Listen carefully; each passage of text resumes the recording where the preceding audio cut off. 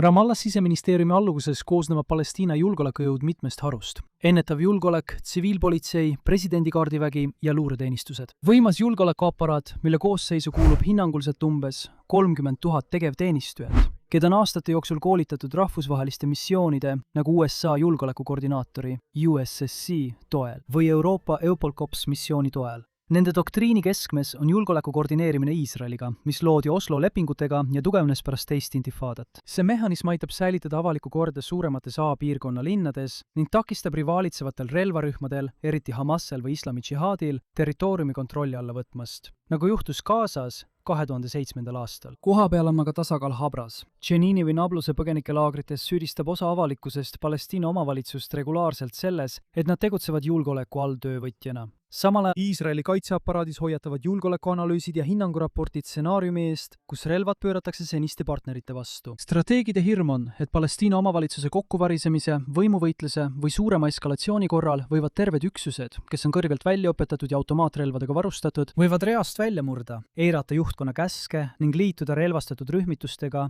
või pöörduda Iisraeli vägede vastu. Ühelt poolt partner, teiselt poolt potentsiaalne püssirohutünn. Julgeolekudilemma on täielik.